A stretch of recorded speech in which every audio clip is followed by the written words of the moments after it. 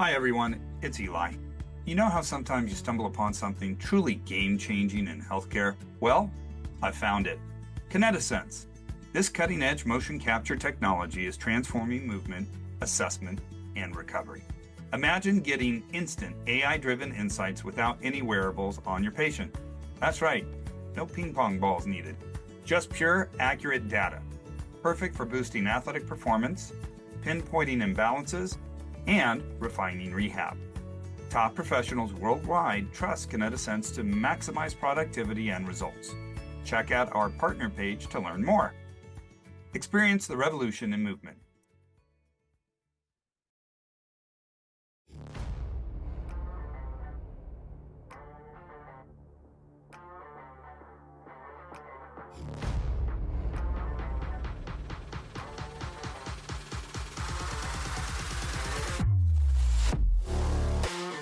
Welcome to Wrap It Up Sports Medicine and More, the podcast that gives you a viewpoint in sports medicine that can't be found anywhere else.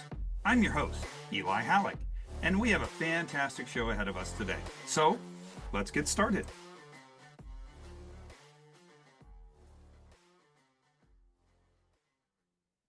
Welcome to Wrap It Up Sports Medicine and More.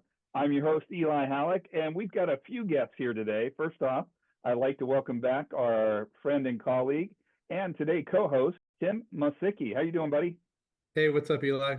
Hey, nice to have you. Thanks for being here. Your knowledge base, as we joke about, will be much needed today because, I ain't got much. Need a little help. So thank you for being here. And we'd like to welcome back a old friend who's back on an episode. We have from Atrium Health, Pat Hassel, athletic training manager from Atrium Health, sports medicine, health and wellness leader. How you doing, Pat? I'm doing great, Eli. Thanks for having me back on. I'm excited about this one. I am too. I know we talked about it at the end of the last episode, and we talked about getting CJ on here and talking about day-to-day operations, and hey, that's where we're at. So on that note, thanks for bringing CJ on, and we'd like to welcome CJ Walker, the athletic training coordinator, Atrium Health 2311 Racing athletic trainer. How you doing, CJ? Doing well, Eli. Thanks for having me on. Excited to chat it up with you guys and shed a little light on the ins and outs of NASCAR. I appreciate that. And if you didn't hear that right, that's right, gentlemen and ladies and everybody else in the room. We are talking NASCAR. And my knowledge means go straight, turn left, go straight, turn left. But as I've already been informed, Tim Masicki said, there's road courses. And next year they're racing in San Diego on the Navy base. Just let you know. Oh, that's kind of cool. Navy base. All right. Yes. Well, they got plenty of room there on that one. So although as long, wait a minute, Navy, that's water. What the hell? They're racing at Coronado Naval Air Station. Okay. It's the 250th anniversary of the Navy, and not NASCAR's coming out. Now, people, just so you know, he's not that knowledgeable. His boys are also in the Navy, correct? One is. Well, he was in for 10 years. He's Yep. been out for a year. Has he now? Man, that went quick. Mm-hmm. I feel old. I am old. Wait a minute. All right. Let's skip that. We don't need to make this episode about how old I am. Let's get rolling. So, Pat, if you could refresh our memory, your background, how you got to where you're at, give everybody an idea how NASCAR got an AT. The quick and dirty version, was a college athletic trainer for 16 years before kind of stepping into this role, kind of in, working for a healthcare system here in Charlotte with Atrium. So I'm one of 3 outreach managers that we have in the Charlotte area where we put athletic trainers in secondary schools, collegiate settings, professional sports, you name it. We kind of have somebody in there in the Charlotte market. So I think right now, full-time athletic trainers, we've got to be, we're pushing like 125, probably more than that in the Charlotte area. And then we've got a part-time staff as well that kind of helps us with our event coverage. We've got, 150-ish athletic trainers in this kind of Charlotte market on either a full-time or a part-time basis, but just kind of helping manage that. And, I think since the last time that I was on, we're growing. We're always adding new partnerships. We've taken on a few extra colleges within the last 6 months. So we've added, I think it's either 3 or 4 more university partnerships. So with that comes more athletic trainers and all that fun stuff. So just things keep moving, things keep growing, and I don't think there's any end in sight at this point. First off, job security for you, but job security for other athletic trainers that want to live in the North Carolina area and keep working. That's awesome. And with that, you brought in not too long ago, CJ Walker, who is the clinical day-to-day athletic trainer for 2311 Racing. So CJ, what's your background and how the hell did you get that job, man? I'm a little jealous. Yeah, so this will be year 11 for me as a practicing athletic trainer. So I started out in the track and field world, so much smaller tracks, and still run and turn left most of the time. But I worked for a number of schools over the years. I started out small school in Western Kentucky, which happened to be a top 25 program. Went from there to LSU track and field. Worked there for a better part of 5, almost 6 years. Then left there, went to the University of Georgia, working their track and field for 4, almost 5 years. Mixed in a couple of Team USA international teams as their athletic trainer for some of the younger U23, U20 teams. And then, saw the job posting with Atrium for a motorsports position. And for me, I'm from the Charlotte area, just west of here. Grew up a NASCAR fan. My grandfather actually raced on the short track series in the Hickory Motor Speedway areas. Some of the in NASCAR actually raced against him and their kids before they really hit it big. So that was always kind of near and dear to my family's heart. My family grew up going to all the races. And then while I was actually at Appalachian State as a student, another team started kind of fund those not quite NFL caliber players into the pit crew world. And we're contacting some of my mentors up at App State. So I was kind of privy to some of those conversations that, hey, maybe this could be something down the road. And in 10 years, I never really saw it while I was working my track and field world. But when I saw one and a chance to come home to work a dream job that's near and dear to my heart, I jumped at it. Actually hit Patrick up probably 4 different ways once I found out he was the hiring coordinator for the position, and just kind of went for it. And they've come up on almost 2 years now. It'll be 2 years in March that I've been working this position, and I could not have been happier with the role change from the collegiate life to the professional world here with NASCAR and Atrium. What a way to go from college to the pros. Just, we don't always think vroom vroom when we're thinking pros. We're thinking football, NBA, we're thinking Major League Baseball.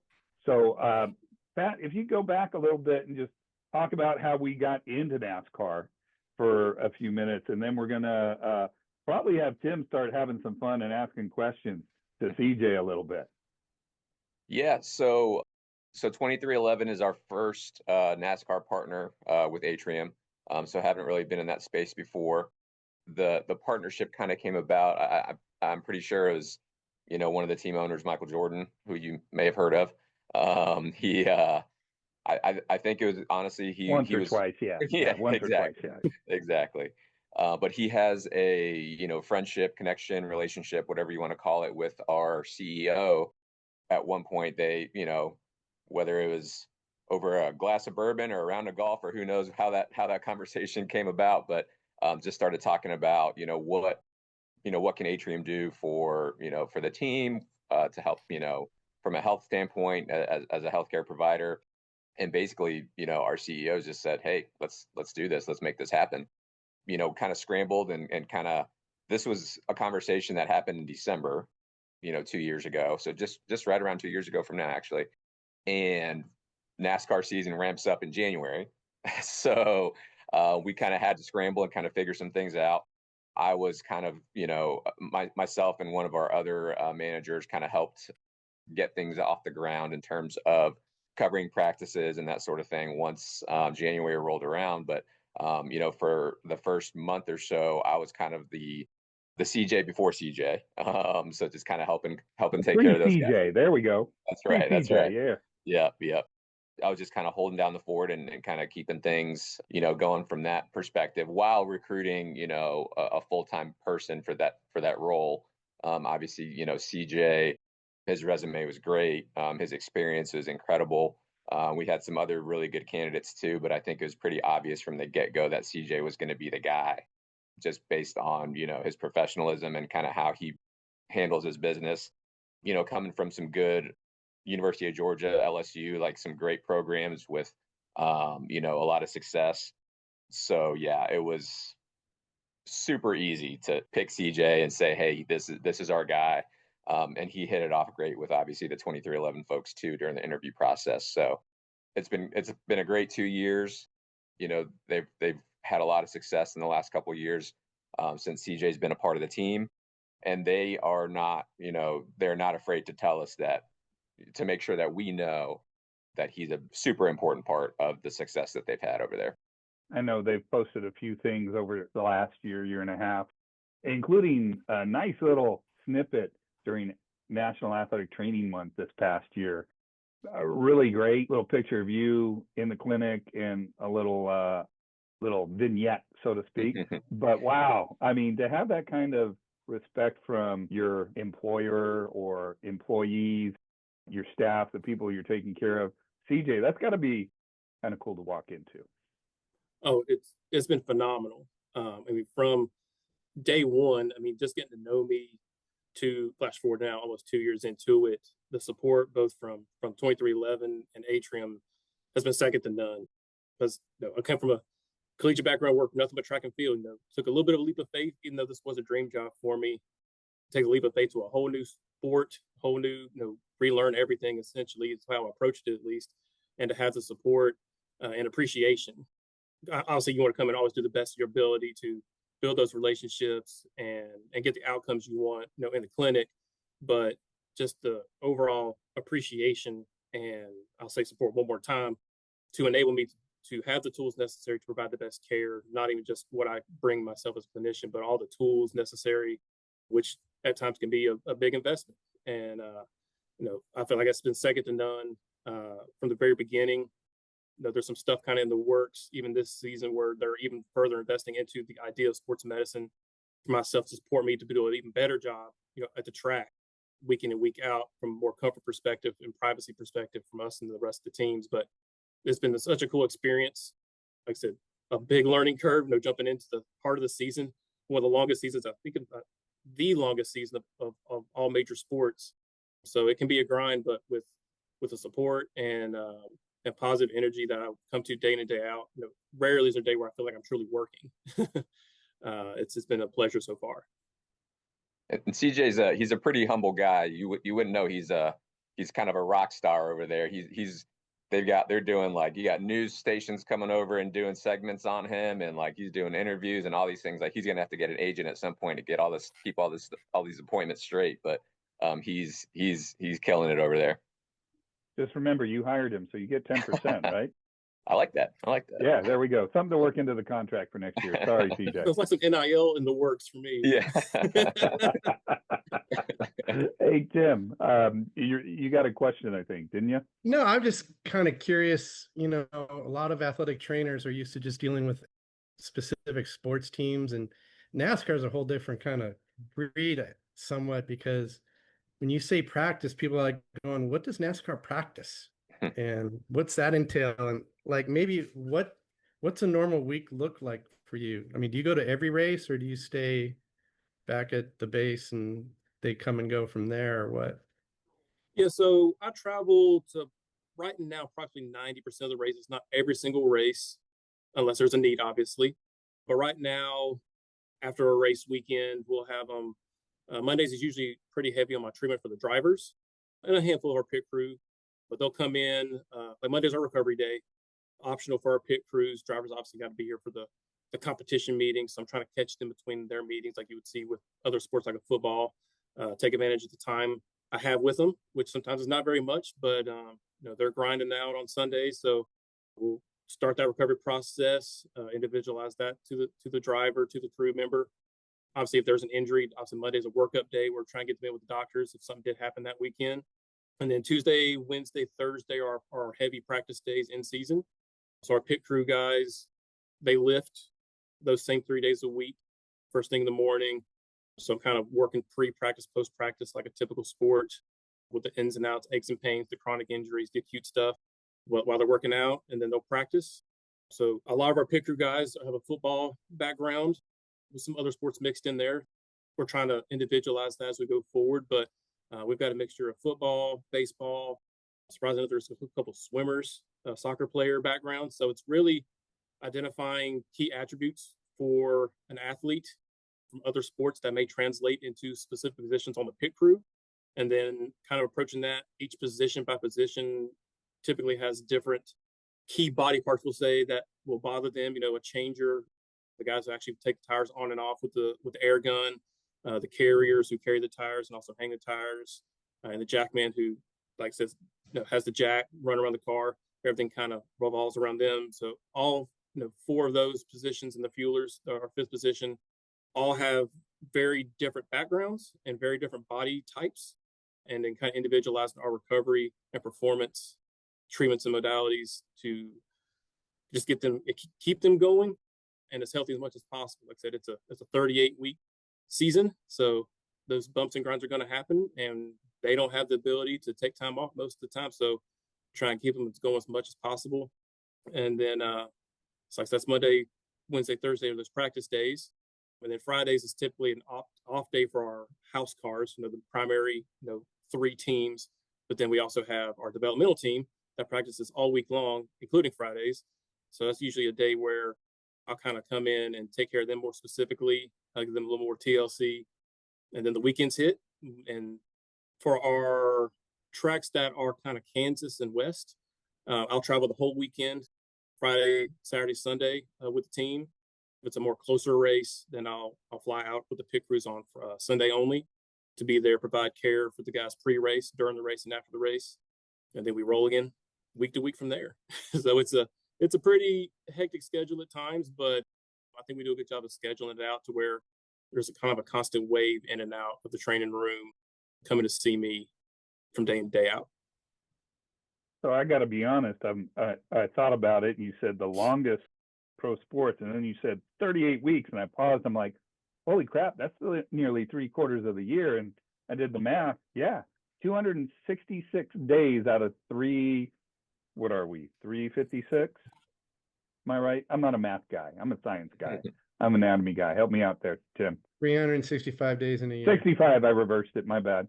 And with that in mind, that means you're only not working 90 or the team's only not in season 90 days. Holy mackerel. That's a lot on the body. I mean, that's a lot of work for you to, take care of after the fact. Yes, sir. Like I said, so I kind of rely heavily into my track and field background for that. A lot of the times, those guys and ladies that I worked with before, they're asking themselves to be at 99% at the level they were competing at every single week. So I kind of took that same mentality of the find those little things, those little whys, to be able to treat a why instead of just kind of treating the injury till you get to your off season, right? There's very little off season, so we have to prioritize our recovery and rest when we can get it, and modify when we need to try to catch up and break even on some days. We are inevitably dealing with those chronic, overuse injuries. So it's definitely a grind at times. But I think between myself and our strength coach, we use a number of different metrics to kind of keep an eye on some different markers and data points that kind of give us an insight, not only the subjective, asking them how you feel or those kinds of things, but also some quantifiable data that we can track kind of week in and week out to adjust our load management, both in the weight room, but also on the pit pad, communicating that with our pit coaches as well. Just to piggyback on something that CJ touched on, just in terms of the calendar and the schedule and the off season being so short. I mean, I think one of the hardest things that CJ has to deal with is those guys that are hanging on, and then you get to the off season, you might need like a little cleanup, a little procedure, a little, something that needs to be fixed. And you don't really have a whole lot of, recovery time after a surgery or after. That's, in my opinion, that's like one of the hardest things that he has to face in this role. I know in our case, the off seasons where we can make a big difference getting a guy ready for next year. So if you ain't got much time, that really ties your hands. You can't really do too much.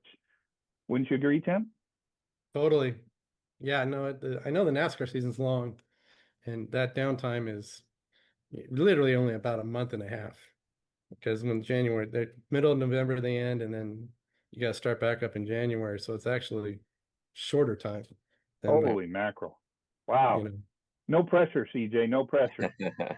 No, just out of curiosity, Are you the only team right now with a full-time AT, or how many other teams might be doing this now or racing? To the best, there's a number of other ATs across pit road. I feel like that number has gone up since I got into it a couple years ago.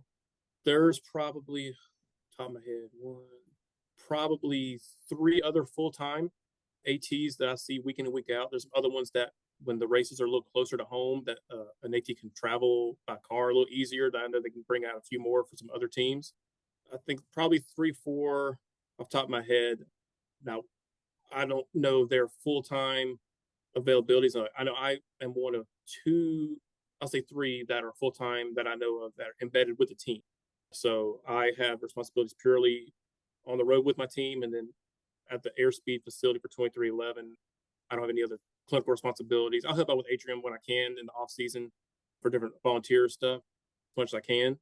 But I know there's other ATs that have to split time at times between their race teams or multiple teams at one place or other clinic responsibilities. But I'm lucky enough to wear fully embedded 100% at 2311 with Atrium. You can thank Pat for that. I'm sure is a big part of it. Oh yes, sir. Every time I see him. Jim, did you have a follow-up question there? So when you're at the track and there's an incident, there's the mandatory trip to the infield care center. Are you involved with that at all, or after that, or get any kind of reports from that? Yeah, so the driver specific, if there's an accident, in the car, happens on the track, if they're unable to finish the race in the car and they have to get out, they have to take a mandatory trip in the ambulance to the care center. I'm not privy to be able to go in there. I usually will travel and kind of be outside with our PR people. Each driver has their own PR person. That's kind of their point person to get them from point A to point B all day long. I'll communicate with them back and forth, and then we'll check on them as they come out of the care center. Now, if it's a pit crew member, something happens on the other side of the wall, knock on wood, we've been lucky enough that we haven't had a major injury happen on the other side of the wall. But if something were to happen, every pit stall, or at least every other pit stall on pit road, there's a firefighter as well as paramedics that kind of are patrolling up and down pit road. So if an emergency happens on the other side, they're the ones that are responsible for tending to that pit crew athlete on that side of the wall. But once it's back on my side, then I'm always kind of bouncing from our 3 cars, sometimes 4 car pit boxes, kind of monitoring day in and day out, stop in and stop out, racing, and so forth, for what's going on with those guys. So usually after every round of pit stops, I'm making my rounds from box to box, checking on our guys, especially if somebody's dealing with an injury that they're able to compete through. I'm checking on them after every stop, make sure everything's still good, treating kind of between as necessary. And that there's, usually I don't deal with much more than basic first aid. Somebody gets a finger kind of caught up in a wheel or something like that, it's a smashed fingernail, something like that, those kind of easier things. But really, there's such a good job on NASCAR at these tracks from a medical perspective that I'm really just there, kind of basic first aid, kind of responding accordingly, keeping tabs on the situation as it presents itself.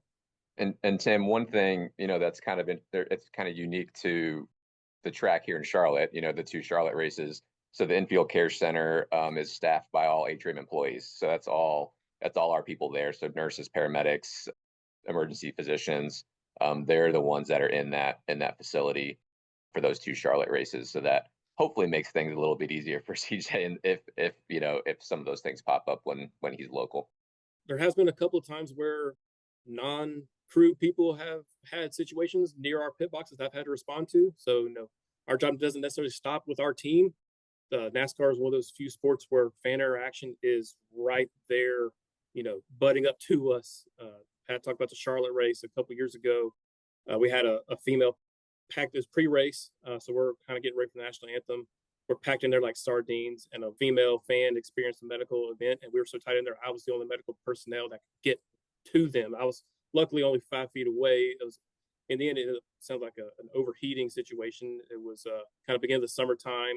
She didn't eat, didn't drink properly, probably may have had some beverages that were the right decision for that time of day, and responded to that situation. And this happened actually 2 of the past 3 times we've gone to Vegas, we've had a fan have a situation behind our pit box where I was happy to be the first one that saw them and cared for them until other paramedics or other medical care got on scene. So sometimes you got to be head on a swivel for stuff that you don't expect. Not just our drivers and crew, crazy stuff does happen around the sport of NASCAR. And that's definitely something that Tim and I can relate to. We end up having to run into the stands from time to time as the head professionals at a high school. So kind of cool to hear that same thing happens at the pro level. Yes, sir. Going back just a little bit, back in time, Pat, I'm looking online and I'm seeing some of the 2311, their medical center or Airspeed, is that what it's called? Airspeed 2311 Racing area. Looks gorgeous. I mean, fantastic. What a place to strengthen condition and get your guys ready. The only thing I'm not seeing, and I'm a little disappointed, some of the medical site. What's that look like? Tell me what you got in-house to take care of people when you're on site and you have the time to treat. Yeah, so Airspeed is a phenomenal facility. I'd say the best one I've been in, bar none. I actually That's a believe it's big the old same. smile that I see from Tim. He's going, oh yeah, it's gorgeous. Right by the time I was applying for the position, the first season of the Netflix documentary came out about NASCAR. And I kind of used that as kind of market research in myself for the position because it focused a lot on the building construction and the ins and outs of things. And the same people that built this facility actually built the Georgia football facility. So there's a lot of similar aesthetics and footprint. Obviously, Michael Jordan and Denny have done a good job making their own stamp on things. But the athletic training facility has everything I could possibly need in it. We have a custom-made built-in sauna, hot tub, cold tub. We have 3 treatment tables currently, probably going to add a 4th one this offseason as we've expanded. Area for recovery with Normatex, Thermex units, normal stuff you would see in an athletic training room. But they're willing with I think the job that I've done so far and the outcomes that we've seen and improvements we've made as a pit crew department between myself and the strength coach that they're willing to invest where they feel there's a difference being made. And I think we've done that with some data points we've accumulated in the past 2 years. So look to expand even further into some new modalities and recovery tools for the facility, just to help that much more of our drivers and our pit crew perform at their best for the long season that they have. It's a amazing room to kind of see from when I first started. Everything was still kind of trickling in from a stocking perspective. So to kind of start out with the typical little pop-up table because we jumped right into it. We kind of made it our own as we went, but kind of see from a bare bones to now where we're utilizing it as a recruiting tool as we're trying to recruit new athletes in. We've had a number of drivers. Corey Heim, one of our developmental drivers, now chose to be with us full time in the athletic training room, working with me, working with our strength coach in our gym. So obviously they see the benefit to what we provide. I'd say our numbers on pit road especially show the difference that we're making with the space that we have and the tools we have at our disposal to provide the best care possible. The drivers get the concussions, and then there's the NASCAR concussion protocol. Who's more involved with that, Pat or you, or do they have to go through the NASCAR specific guidelines? Yeah, so after every incident, there's an initial screen that takes place in the care center with the on-site medical doctors there. Should a driver be diagnosed with concussion, they do have the ability to utilize their own doctors as part of that recovery process. So we would utilize atrium physicians from checkbox A to B and so forth as they return back to their normal routine. And then ultimately they have to be cleared by a race physician once they get back to the track. So we can kind of monitor them through myself with check-ins and then atrium health doctors as well. But once they get back to the point where they're quote unquote do that release point, they have to be fully cleared by the NASCAR physicians on site before the next race. I've got a couple of questions that popped in my head as you were both talking. So with Atrium Health being the overall umbrella covering so much, what kind of documentation program or software, or are you guys just using paper to keep track of everything? Oh, I'm so happy you asked this one. I sense a little bit of sarcasm on that, so I like that even more. So we're in a good spot now. There was a little bit of a transition period where we were using Sportswear. I don't know if you're familiar with that one, but that's who we were using about a year ago. But then we kind of kept running into issues in terms of we wanted to get everybody on the same page in terms of our physicians, our athletic trainers, and everybody just being able to see everybody's progress notes and just trying to figure out the best way to do that. So we're currently using Epic, the big hospital EMR. Of course, yeah. So we started building out some basically a better means for our athletic trainers to document in there because Epic is really designed for, in the clinic, physicians, nurses, that sort of thing, doing their documentation. So not exactly athletic trainer friendly at the gig, coming out of the gate. Overwhelming to a lot of people right off the point. Yeah. 100%. Yeah. Yeah. It's just a different feeling, right? Like you're in a national, shared electronic medical record database, right? So these records, you could see them, any hospital that's on Epic across the country, you can look up, these people's charts and for continuity of care purposes. So it's just a different deal altogether.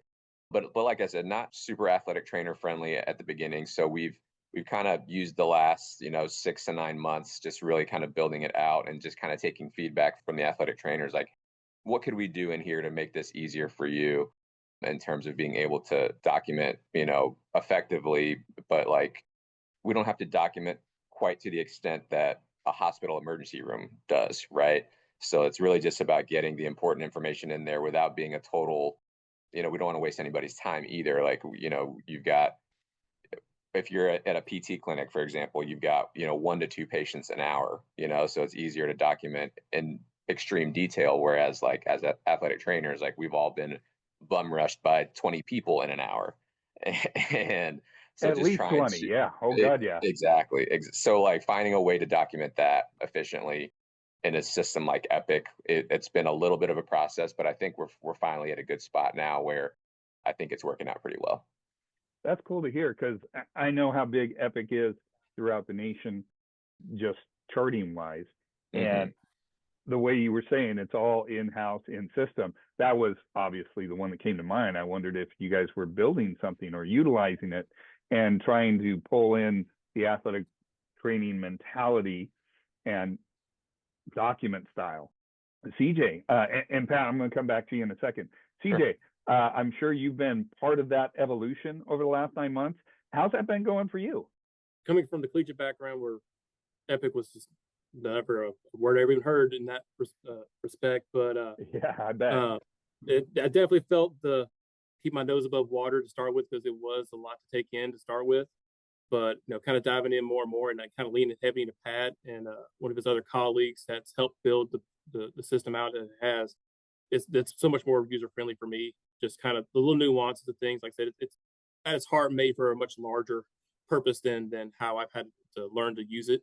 But kind of fine tuning it and then making it specific to motorsports. That was something we just kind of had a brainstorming session a couple weeks ago of how can we even further fine tune it now, getting through season 2 to make it that much easier on me.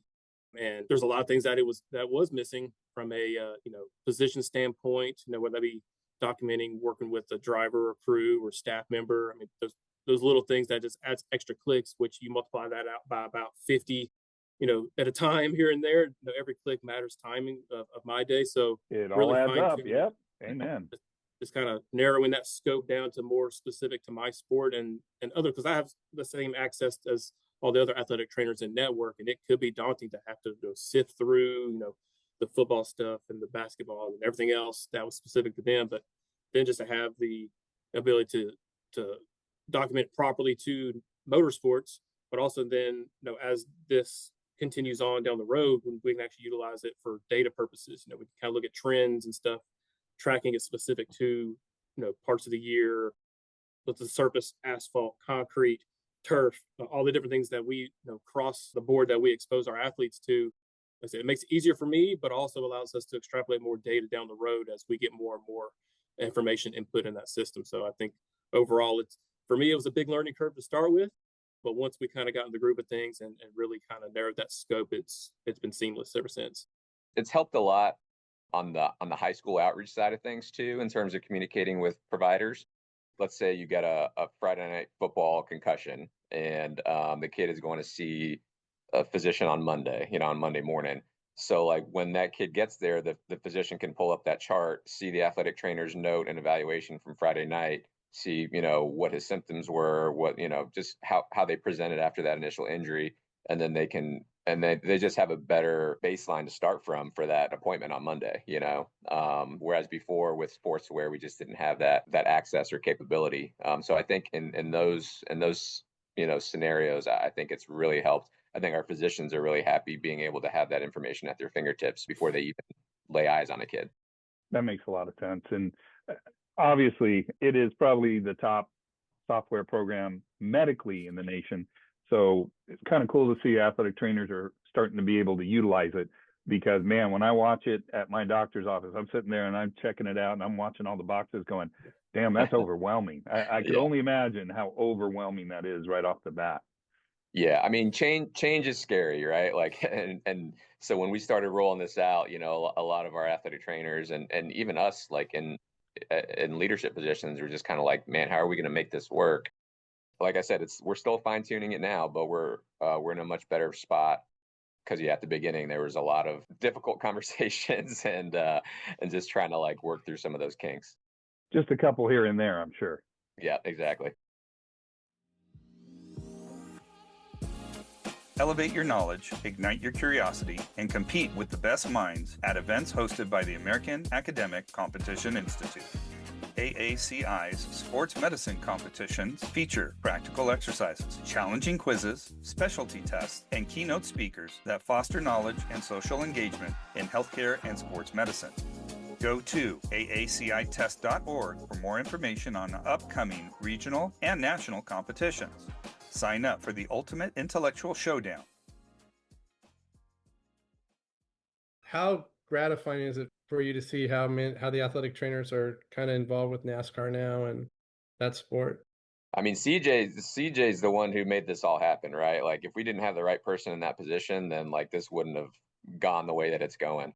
I think people see what he does on a day-to-day, week-to-week basis and see him around the track, and they want that for their own teams. These other teams see the value that he's bringing to 2311, and they want the same thing. So like he said, there has already been a little bit of growth in terms of those full-time ATs at the track since he started doing that. And I think that's only going to continue.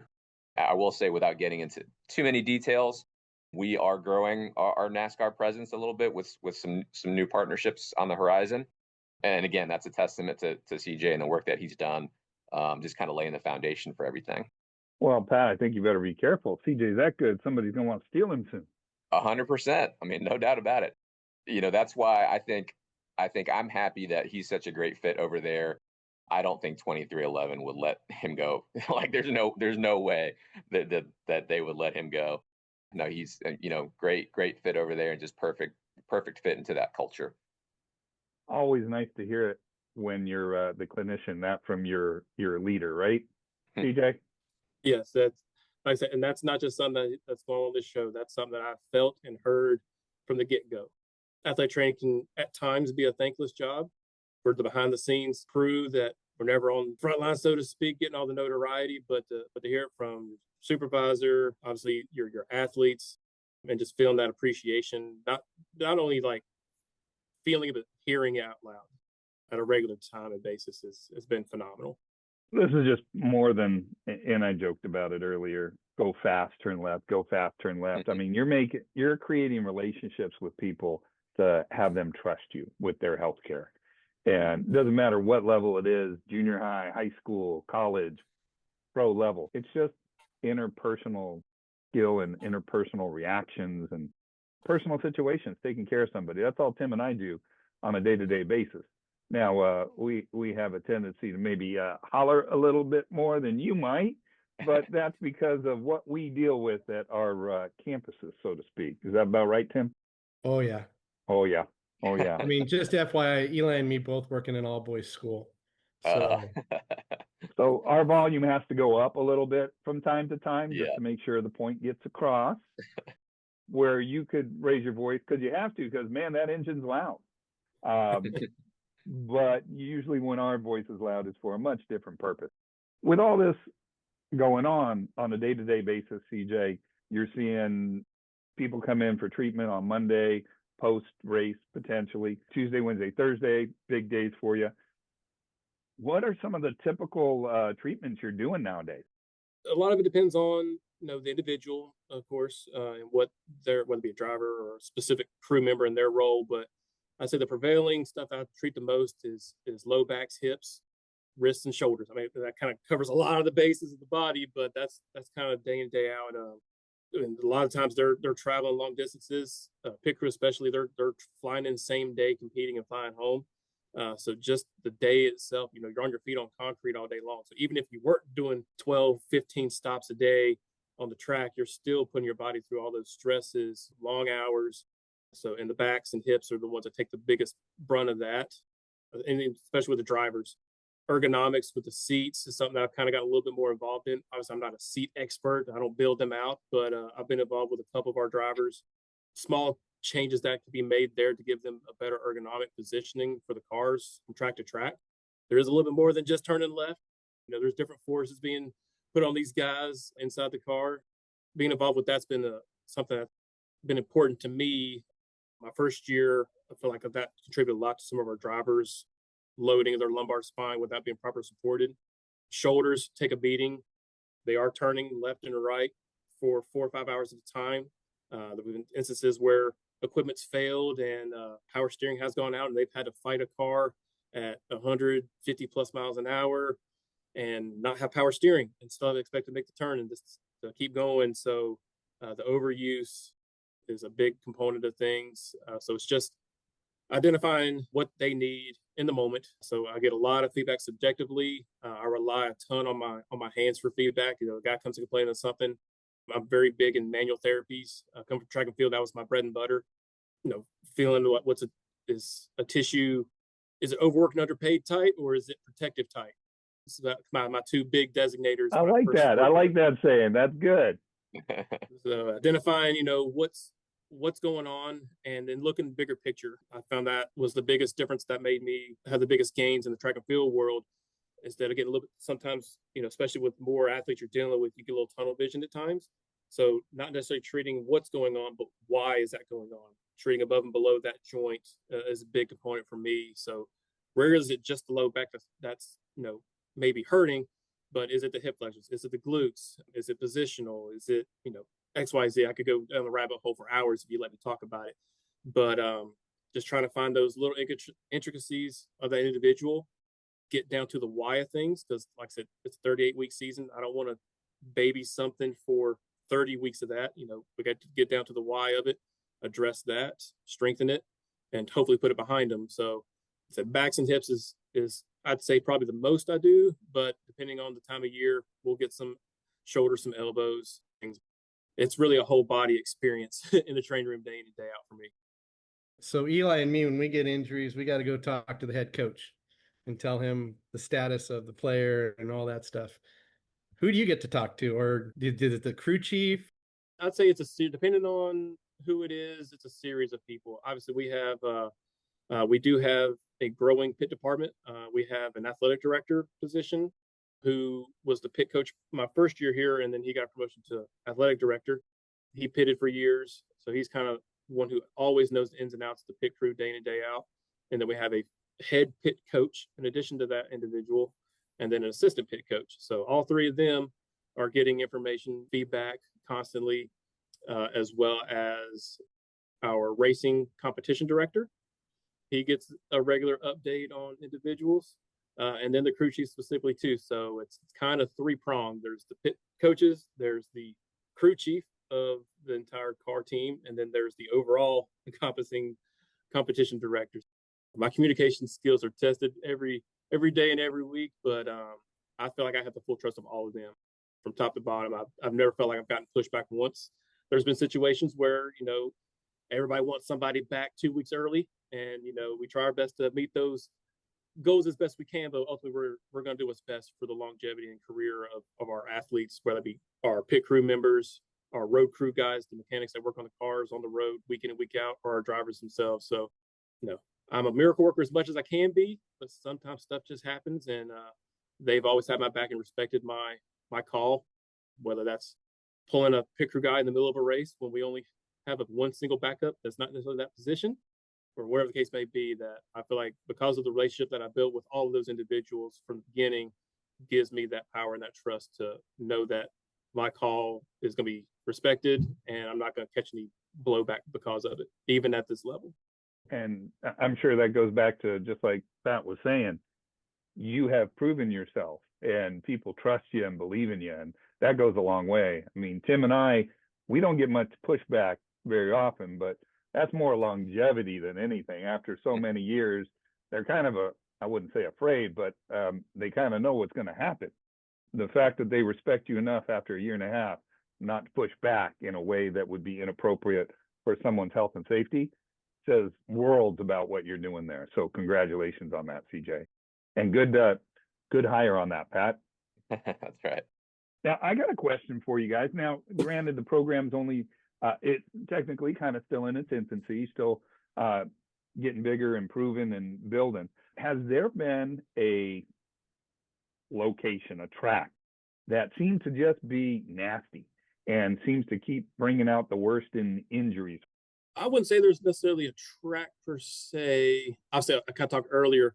We've had 2 out of 3 of the past races at Vegas. There's been unrelated team issues around our pit box area. So I always get a little bit of what's going to happen this time in Vegas, just circumstantial. I'd say pit crew, it's also so circumstantial, some of unpredictability aspects of a pit stop. But I'd say Bristol and Dover are probably the 2 tracks that are the hardest on our drivers. I tend to get a big uptick. Our drivers, just recovery after those. Those are grueling races, a ton of G-forces from driving them into the seat at Dover. They carry so much speed in those high banks at Dover. And the same thing at Bristol. It's just a shorter track with high banks, so they carry a lot more speed there. So it's 500 laps on a half-mile track. So those arms get worn out no matter what happens at Bristol. Dover is another one that's really hard on all drivers, I think, at least through my experience. The G-forces, and this year it was actually a really hot race at Dover too. So those are the top 2 that come to my mind from that side of things.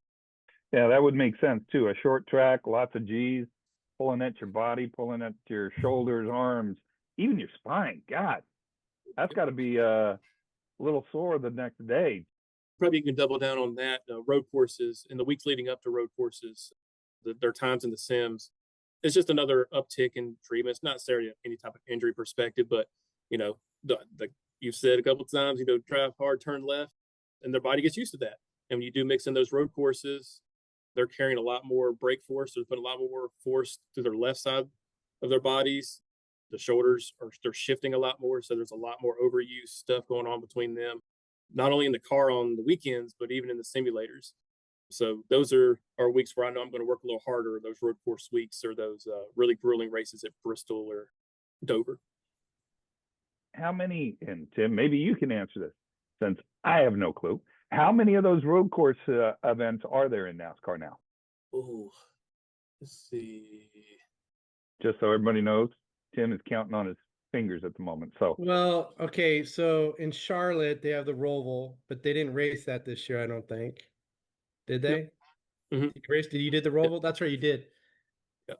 Watkins Glen, yep. Sonoma, next year San Diego. Yep, Chicago Street Race this past year. The one in Texas. Oh, Coda. That's a good track for us. Yeah. That's a very good track for you guys. You guys do very well at Coda. Yes. How well did you do? CJ, talk to us. How did it go? Well, this year it didn't quite go our way, but one of our drivers, Tyler Reddick, and Bubba Wallace, another one of our drivers, have gotten exponentially better, and Riley Herbst. Those are our 3 primary drivers. They all had good races. It just didn't quite go our way, but Tyler Reddick has a history of being very, very good and competitive at Coda. New driver kind of hit the scene. SVG kind of took the world by storm for another team outside of 2311, kind of a road course ace, if you will. Some good, healthy competition there. We've got some stuff in the plans to get back on track next year with our road course program. We see a little smile pop into Pat's face on that one. So it looks like he's hopeful too for you guys. That's awesome. Learning so much more about NASCAR and learning about your day-to-day operations. I learned a ton with Pat in our last episode I'm learning more and more today. So I appreciate you guys' time. Tim, if you've got any questions for CJ and Pat, I'm going to let you go first. If not, I've got one question for each, very similar. And No, then we're I going just to want, I probably want his call it a job. day. I just want his job when I retire. You know, I'm it's sure funny. he'll take any job. It's funny how many cold calls and messages that I'll get from people just like, hey, next time you guys have something that opens up in the NASCAR world or motorsports world, like, please, you know, like, don't forget about me. Like, it's crazy. Just throughout the year, I'll randomly get, you know, LinkedIn messages, emails, stuff like that. Just people making their elevator pitch. Well, here's Tim giving his elevator pitch right now. And I CJ, tell you what, Eli, you can come Yeah, over and buddy. watch the Daytona 500 with me, and I can teach you a lot about NASCAR. All right, we'll make that a date right then and there. Just don't tell the missus. Yeah. Make sure you got. I know you're more of a vodka guy. I'm more of a bourbon guy. So Doesn't matter. all right, as long as we're good with that, I'll watch. We're all good. CJ, if you feel that cough coming on, just give Timmy a call and he'll help you out on that one. It sounds like. Sounds good. Well, we got to get CJ to take a vacation at some point too. So maybe if we can get him to take a week off, we can figure something out, Tim. There you go. And it sounds like the three of us are cut from the same cloth. We don't know what vacations are, huh? We've both been yelled at. Yeah, we've all been yelled at for that one. Going back 5-10 years ago, not knowing this program was going to develop, what would you give as advice to either yourself or another colleague thinking about going into a new professional, semi-professional arena? You know, I think with what we do as athletic trainers, you know, no matter what the setting, and we've talked about it a little bit already today, but just like, you got to be able to build relationships and you got to be able to build trust. Just having those tools, you know, be part of your skill set is going to help you no matter what kind of new role or setting that you're looking at. Having that desire to, we all like being around people, right? Because if not, like, we would be sitting in a cubicle at a computer doing, you know, mindless work, right? So we like being out and about and being with people. And so that's kind of a huge part of becoming or being, you know, a successful athletic trainer. Along with that is just learning new things, right? Because I mean, how much have things changed since we all started our careers 10, 20 years ago, whatever it was. So just having, yeah, I think, Eli, I think you're going to say how many years it's been for you, but More than 20. So same with Tim. But yeah, so just being open-minded and willing to learn new things is those are the biggest things. You know, all the other stuff as far as getting into the nitty-gritty of, you know, what your athletes' needs are and that sort of thing. Like when I first stepped into helping 2311 before CJ was hired, I had no idea about anything NASCAR related or motorsports related, and didn't really know what kind of injuries, you know, I was going to be dealing with for those couple of months. And you just kind of figure it out, but you can't make that headway and you can't figure things out if the athletes aren't coming to see you, if they don't trust you, if you don't build those relationships. So I think for anybody looking to change the path of their career or get into a different setting or whatever it is, I think you got to start with the basics first, right? Like, you got to look yourself in the mirror and like, hey, am I doing a good job building these relationships and building trust? And do I have an open mind about learning new things? And I think if you've got those two things in your back pocket, you're way ahead of the game. Couldn't agree more. But to go back that 10 to 20 years, yeah, Tim's got me beat. I think his BOC is actually chiseled. So his BOC plaque. Okay, 38 years. Okay, I've been certified for 38 years. We'll just start there. Are we in the single digits for your NATA membership number? Pretty much. Pretty close. I used to do the close. NAT. Okay, listen, the NAT, you used to do it by your district, so that would be your first two numbers. So I was California, and then my last, I did 3 digits.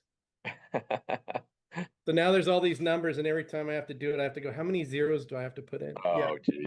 Thanks. Again, his plaque on his wall in his office is chiseled. So just keep that in mind. Love you, Tim. That was awesome. Mm-hmm. CJ, looking at you, you've got a few years on board. Of course, you're not new to the industry, but a little less time than us. No big deal. You've seen a lot. You've done a lot. What kind of advice would you give to younger CJ if you could go back in time and say, hey, CJ, listen to me? Yeah, I mean, I'll echo very similar to what Pat said, but for me, and I touched on it earlier, it's the relationships. I've always been one that learned more by seeing and doing, getting more involved early on in my career, reaching out to other colleagues and mentors earlier on. For me, it still just boils down to build those relationships as early as possible. Like you can be the best clinician in the world, I think, but if you don't get the buy-in, that trust from your patient, it's gonna be really hard to get a positive outcome. That's what I try to do day in and day out. Like when I got brought on here at 2311 and Atrium, it was such a negative connotation of the athletic training room from stories I heard from other experiences the team members had from other teams. Like if they were seeing the training room, it was, oh, you're getting pulled off a car or whatever. But like creating that open space environment through those relationships, they can trust me. They know they can open up to me. They can be honest with me with what may be going on. We joke that the athletic training room here is the barbershop. So everybody comes in and kind of hangs out and shoots the bull a little bit from time to time. But that's the culture that I wanted to create, and the upper decision makers through 2011 wanted that.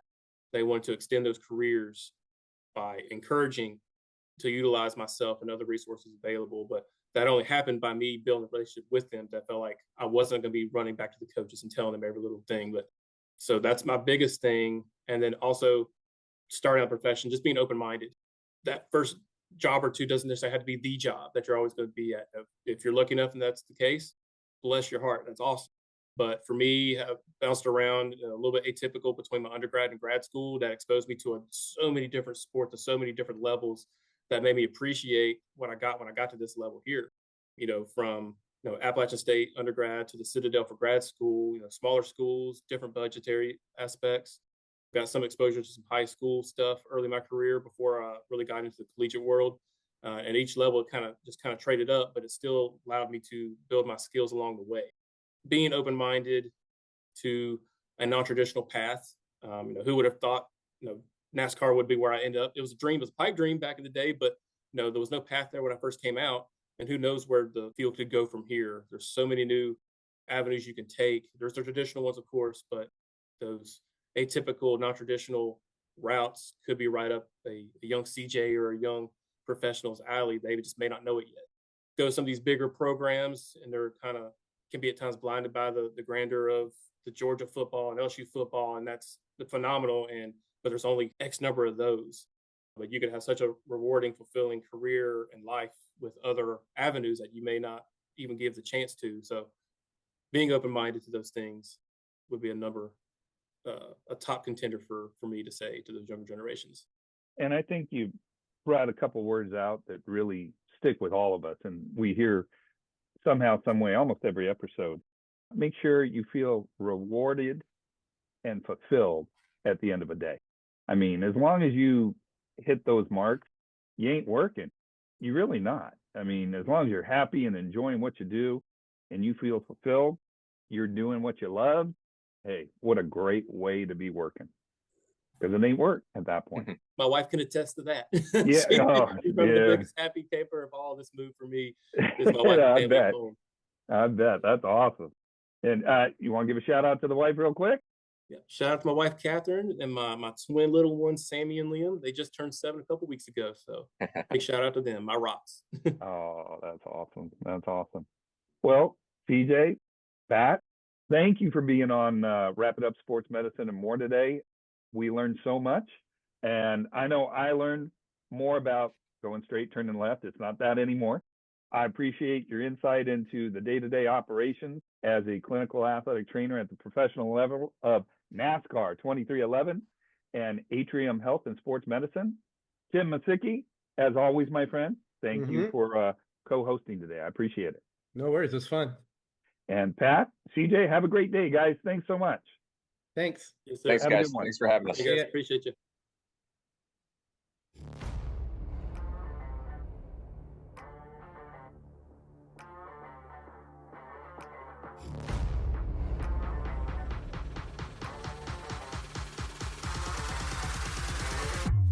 We hope you enjoyed this episode. Want to make sure you hear every episode? Remember to like, follow, and subscribe to our podcast. Don't forget to share our podcast with your colleagues, family, and friends. Your support will help more people find and enjoy our content. Wrap It Up Sports Medicine and More is directed by Eli Halleck. It is produced by Gabriel Halleck. Our theme music is by Coma Studios via Pixabay. The views and opinions expressed on this podcast are solely those of the contributors. Want to know more about us? Visit us at wrapituppodcast.com. That's with one P, wrapituppodcast.com. Wrap It Up Sports Medicine and More is a production of Halleck Consulting, LLC.